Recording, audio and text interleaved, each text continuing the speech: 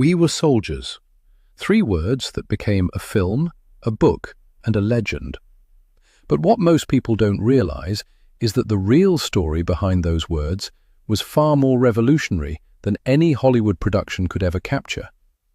Because what happened in the Ia Drang Valley in November 1965 wasn't just a battle. It was the birth of an entirely new way of making war. And the man responsible for it was a lieutenant colonel who refused to accept that the jungle was his enemy's greatest weapon. His name was Harold Gregory Moore, and this is the story of how his genius turned America's greatest tactical disadvantage into its most devastating asset. Before we get into the valley itself, we need to understand the problem that every commander in Vietnam was losing sleep over. Vietnam was not like any previous war America had fought. In World War II, you had front lines. You had clear territory. You could push forward, hold ground, and know where your enemy was. Korea was brutal, but the terrain was at least navigable in a conventional sense. Vietnam was completely different. The jungle was so dense, so disorienting, that entire battalions could move through it and never know they were walking straight toward 10,000 enemy soldiers.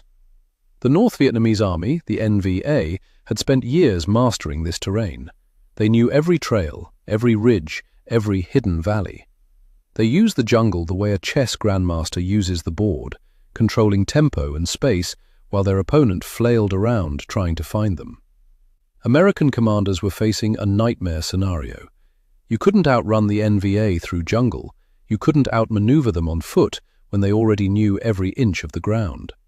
And every time American forces tried to march toward enemy positions, they were exhausted by the time they arrived. Their supply lines were stretched dangerously thin, and the NVA had often already melted away into the darkness.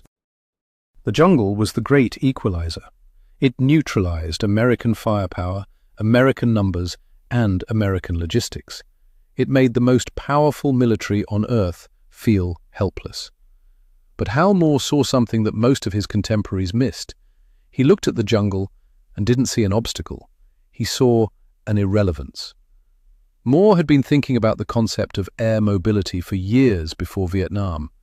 He had studied military history obsessively, reading everything from ancient battles to the most recent conflicts. He understood that every great tactical revolution in history came down to one thing: the ability to move faster than your enemy expected.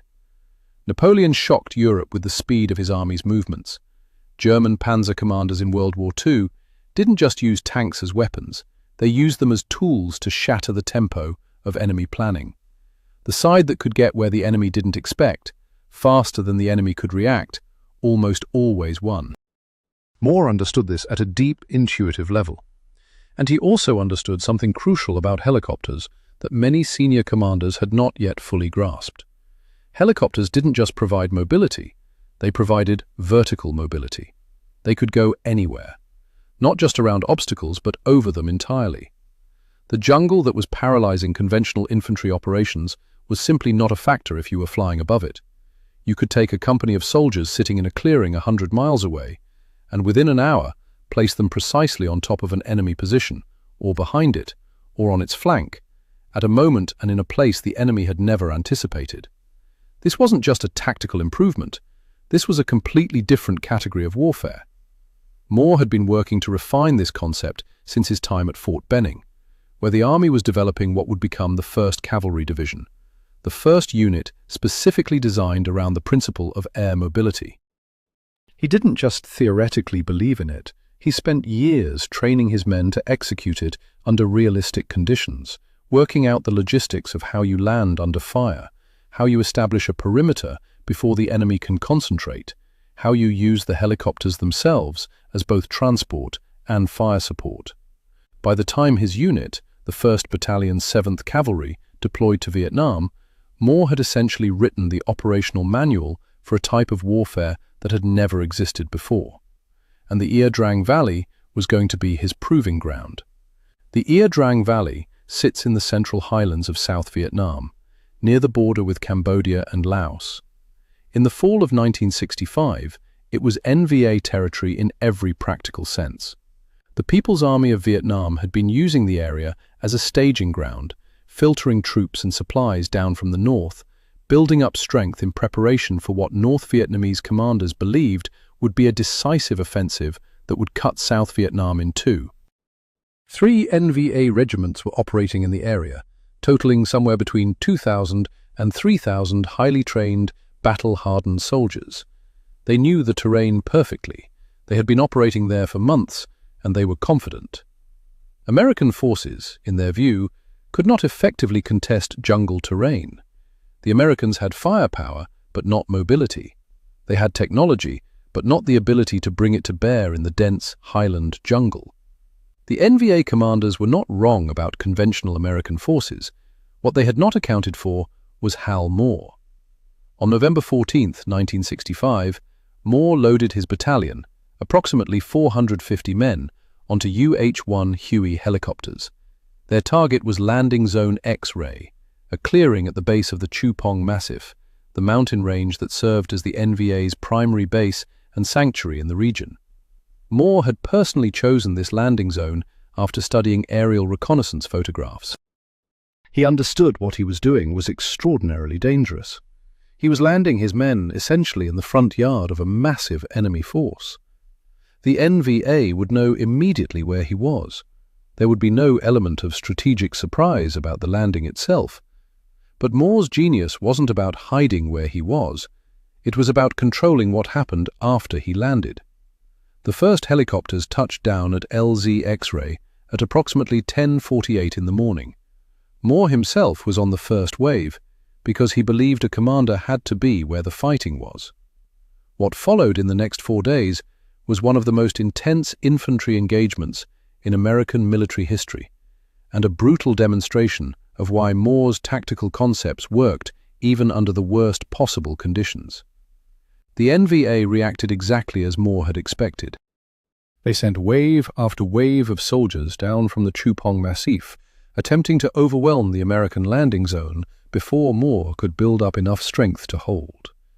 They attacked from multiple directions simultaneously, trying to fragment the American perimeter and create gaps they could exploit. NVA commanders had developed these tactics over years of fighting, and they were effective against conventional forces. Get in close, get underneath the American artillery and air cover, and fight at close range, where American firepower advantages are neutralized. It was a smart, disciplined, tactical approach. What the NVA discovered was that Moore had prepared for exactly this. Before the first helicopter had even landed, Moore had called in preparatory fire to suppress enemy positions around the landing zone. As his men arrived, they immediately moved to establish a defensive perimeter, not waiting to see where the enemy was, but aggressively pushing out to control the terrain immediately surrounding the landing zone. When NVA units began their assault, they found that the Americans weren't sitting still. Moore's men were fighting back with an aggression and coordination that the NVA had not encountered before. But the truly decisive element was something Moore had built into his entire operational concept from the beginning. Helicopters weren't just his insertion tool, they were his lifeline.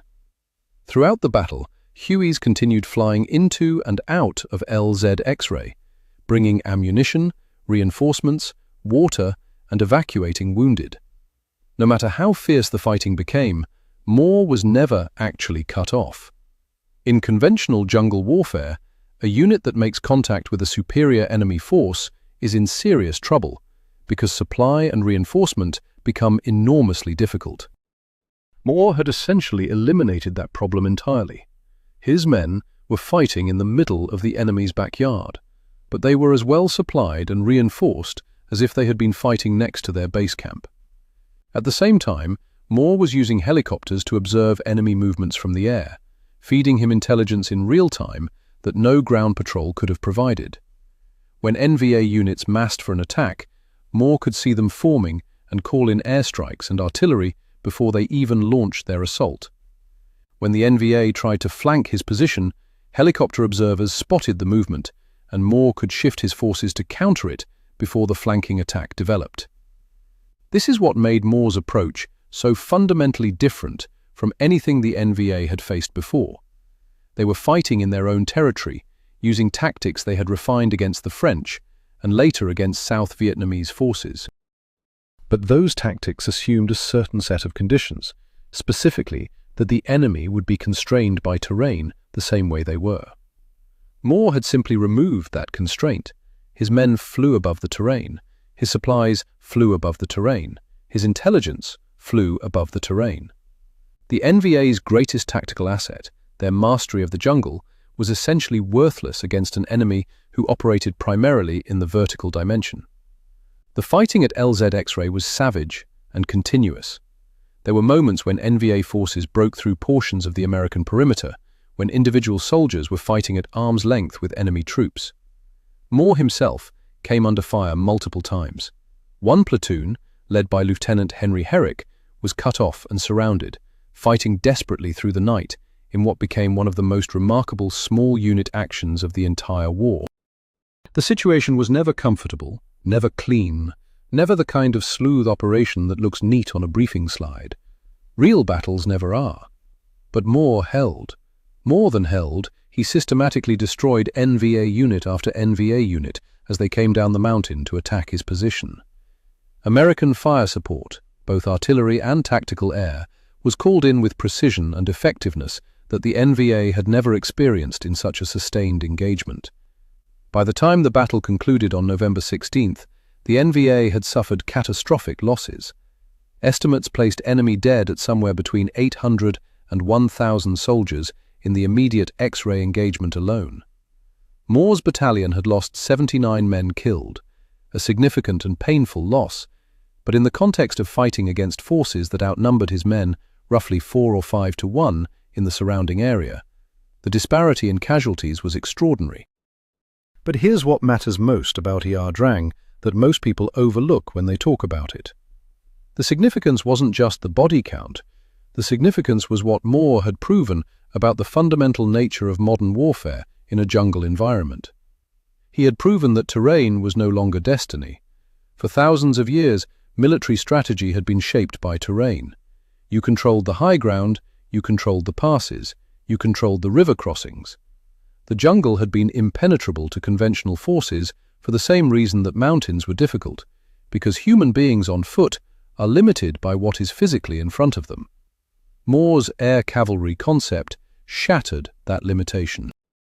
If you had enough helicopters and you trained your men correctly, and you had a commander who understood how to think in 3 dimensions rather than 2, you could put your forces exactly where you wanted them, regardless of what was on the ground between your starting point and your objective.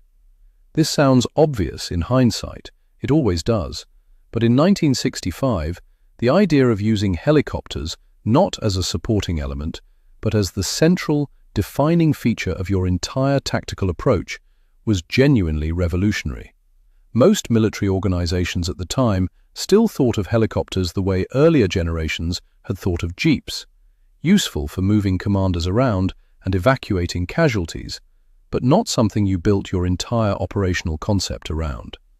Moore had built his entire operational concept around them, and the difference in outcomes was so dramatic that it could not be ignored.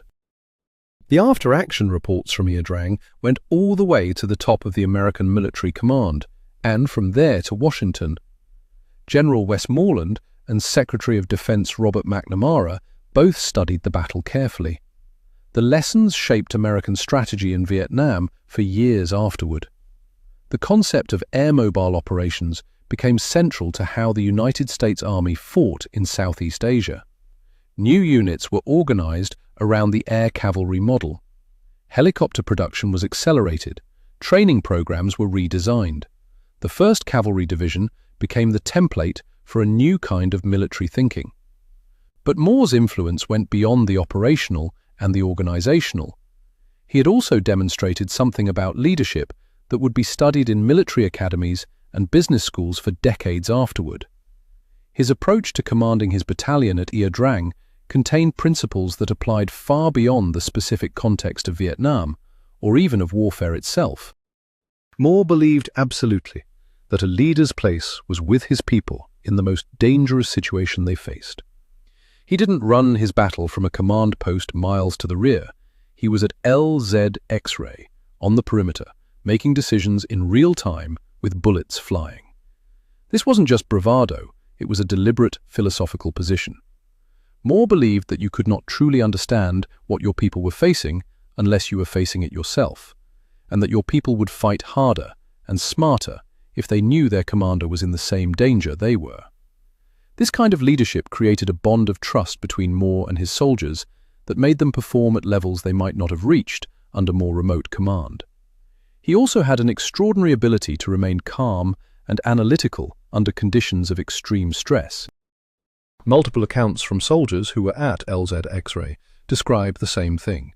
Moore moving around the perimeter during the most intense firefights, checking on his men, making decisions, adjusting his defensive arrangements, always appearing to be in control, even when the situation was objectively terrifying. That calm was not passivity. It was Moore's way of communicating to every soldier who saw him that the situation was survivable, that the plan was working, that they were going to get through this. In the psychology of combat, this kind of leadership signal is worth more than additional weapons or additional men. Moore also had a deeply personal commitment to what he called leaving no man behind. Before the battle, he had made a promise to his soldiers and to their families that he would bring every man home, or, if that proved impossible, that he would not leave any man's body on that battlefield. It was a promise that created enormous operational constraints during the fighting, but Moore honored it. Every American killed at LZ X-ray was recovered. This mattered enormously to the men who fought there, both as a moral statement and as a practical motivator. Soldiers fight harder and take greater risks when they believe that their sacrifice will be honored. Now, let's talk about something that doesn't get enough attention in discussions of Ia Drang. The battle didn't end at LZ X-ray. 2 days after Moore's battalion was extracted, another American unit, the 2nd Battalion 7th Cavalry, moved overland to a different location in the valley, a landing zone called Albany. What happened there was catastrophic. The battalion walked into an NVA ambush and suffered devastating casualties in some of the most brutal close-quarters fighting of the entire war. More than 150 Americans were killed in a matter of hours. The contrast between X-ray and Albany is instructive. At X-ray, Moore had controlled the terms of engagement through his air mobility concept. He had chosen his ground, he had maintained his supply and reinforcement capability through helicopters, and he had used aerial observation to maintain awareness of enemy movements. At Albany, those advantages were absent. The battalion was moving on foot through jungle. Its movements were predictable, and when the ambush hit, there was no prepared defensive position, no real-time intelligence about enemy dispositions, and the initial shock of the attack fragmented the column immediately. Albany wasn't the result of bad soldiers or incompetent officers in any simple sense. It was the result of fighting the Vietnam War the old way, on the enemy's terms, in the enemy's environment, without the tools that Moore had demonstrated could change everything. The comparison between the two battles in the same valley over the same week is almost a controlled experiment in the difference between conventional infantry tactics and Moore's air cavalry approach. The NVA drew their own lessons from Ia Drang. North Vietnamese commanders who studied the battle concluded that American firepower and air mobility made conventional large unit engagements extremely costly. Over time, NVA strategy evolved to minimize the conditions under which Moore's approach would be most devastating. They learned to get as close to American units as possible before firing, reasoning that American commanders would be reluctant to call in airstrikes and artillery on positions where their own men were intermingled with enemy troops. They learned to attack at night, reducing the effectiveness of aerial observation. They learned to operate in smaller units that presented fewer targets to American air power. This tactical evolution by the enemy is itself a tribute to how genuinely revolutionary Moore's approach had been. When an enemy is forced to completely restructure their tactics to counter you, you have done something profoundly right. The NVA had come into the Ia Drang campaign confident that the jungle gave them decisive advantages. They left it having learned that a new American commander had found a way to operate that essentially nullified those advantages, and they spent the next several years trying to develop countermeasures. Let's also consider what Moore's genius tells us about innovation in organizations more broadly, because this is where the story becomes relevant beyond the specific context of military history. Moore faced an institution, the United States Army, that had been fighting wars a certain way for generations. The conventional wisdom was deeply embedded. Generals had made their careers on certain operational approaches. There were procurement systems, training programs, doctrinal manuals, and organizational structures all built around a set of assumptions about how armies fight. Moore was proposing something that challenged every one of those assumptions. He succeeded not by trying to tear down the existing institution, but by demonstrating. He was given the opportunity to train his unit according to his principles and to employ them in battle. When the results spoke for themselves at LZ X-ray, the argument was made more persuasively than any briefing or doctrinal paper could have made it. This is often how genuine tactical and strategic revolutions actually happen in military history. Someone gets the chance to demonstrate the new approach under real conditions. It works dramatically, and the institution rapidly adjusts. The institutional inertia that seemed insurmountable before the demonstration evaporates almost overnight in the face of compelling evidence. Moore's story also illustrates something important about the relationship between study and innovation. Moore was not some wild, intuitive genius who came up with his ideas out of thin air. He was one of the most studious officers in the American military. He had read deeply in military history. He understood the principles underlying past tactical revolutions. He had thought carefully and systematically about how those principles applied to the specific conditions of helicopter technology and jungle warfare. His genius was not the kind that ignores history, it was the kind that uses history as a foundation for seeing things others missed. The specific insight that helicopters could be used as the central organizing principle of an entire tactical system, rather than just as a supporting tool, came from this deep immersion in military thinking, combined with a willingness to ask fundamental questions that more senior and more conventional officers were not asking. Moore was willing to question assumptions that his peers took for granted. He was willing to imagine that the rules of the game could be changed entirely, rather than just optimized within their existing framework. That kind of thinking is rare in any field. It requires both deep knowledge of the existing system, because you have to understand the rules thoroughly before you can change them effectively, and a certain confidence in your own judgment that doesn't come from arrogance, but from having done the intellectual work. Moore had both. He knew the military doctrine of his time thoroughly, and he also knew its limitations, because he had studied enough history to see where those limitations came from and why they were not permanent features of reality. After Vietnam, Moore co-wrote a book about the Ia Drang battle with journalist Joe Galloway, who had actually been present at LZ X-ray during the fighting. That book, We Were Soldiers Once, and Young, published in 1992, became one of the most important accounts of combat experience written by any American soldier. It was later adapted into the 2002 film We Were Soldiers, with Mel Gibson portraying Moore. The book accomplished something rare. It captured not just the tactical and strategic dimensions of the battle, but the deeply human experience of it, the fear and courage and grief and loyalty of ordinary men placed in extraordinary circumstances. Moore was particularly careful in both the book and in his later public statements to honor the North Vietnamese soldiers who had fought against him. He never spoke of them with contempt or dismissed them as mere targets. He acknowledged their courage, their skill, and their commitment. This reflected something essential about his character. He was a professional soldier who understood that his opponents were also professional soldiers doing what they believed was their duty. The respect was mutual. In later years, Moore actually traveled to Vietnam and met with NVA officers who had fought against him at Ia Drang.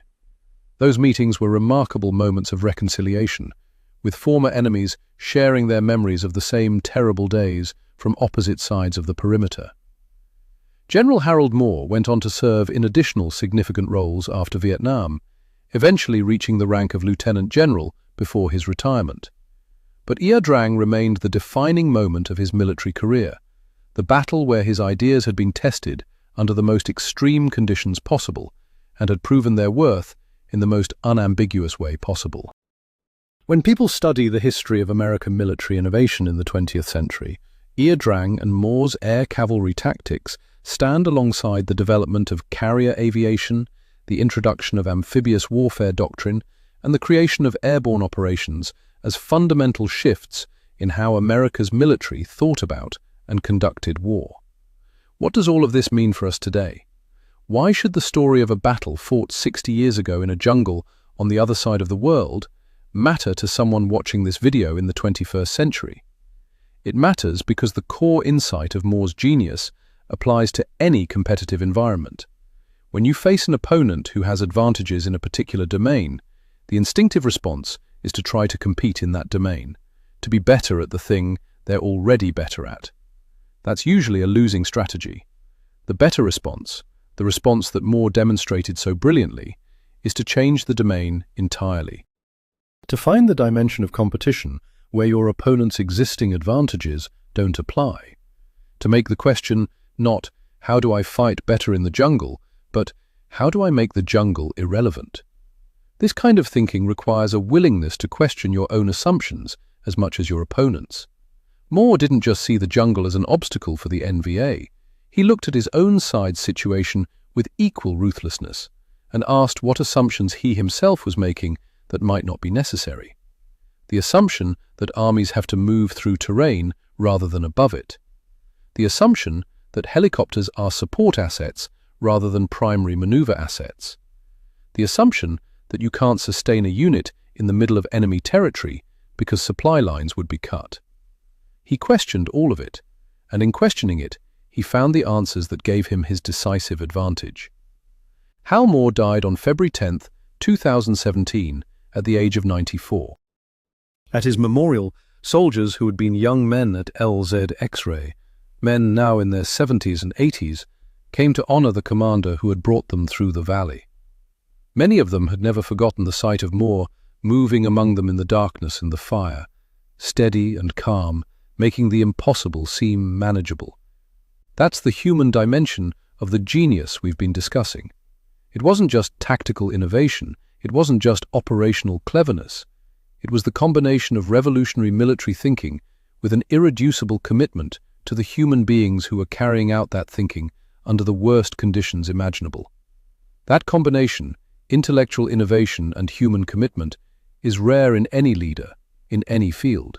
It is extraordinarily rare in its pure form, tested at the absolute extreme of human experience. Moore possessed it completely. And the world, not just the military world, but the broader world of people who study how leaders think and act and make decisions under pressure, is better for having had the example of what he accomplished. The Ia Drang Valley. November 1965. 450 men who flew above the jungle and changed the rules of the game forever. Led by a lieutenant colonel who had spent his career asking the question that nobody else thought to ask, what if we don't have to do it the way we've always done it? What if the advantage we thought our enemy had was never really an advantage at all, and we just hadn't figured out how to take it away from them yet? Moore figured it out, and in doing so, he wrote one of the most remarkable chapters in the history of military innovation, a chapter that should be read not just by soldiers, but by anyone who has ever faced a situation where the odds seemed stacked against them and the conventional approaches seemed inadequate. Because the lesson isn't really about helicopters or jungle warfare or the Vietnam War specifically. The lesson is about the kind of thinking that changes what's possible, the kind of thinking that looks at an apparent obstacle and asks not how to overcome it, but how to make it cease to matter. That's the genius of Hal Moore. And that's why, 60 years later, we're still talking about it. If you made it to the end of this video, you're exactly the kind of person this channel exists for. Hit subscribe if you want more deep dives into the moments and the minds that changed history in ways that still matter today. And let me know in the comments, What other military or strategic innovations do you think deserves this kind of deep examination? Because there are more stories like this one, stories of people who changed the rules entirely rather than just playing the game better. And we're just getting started.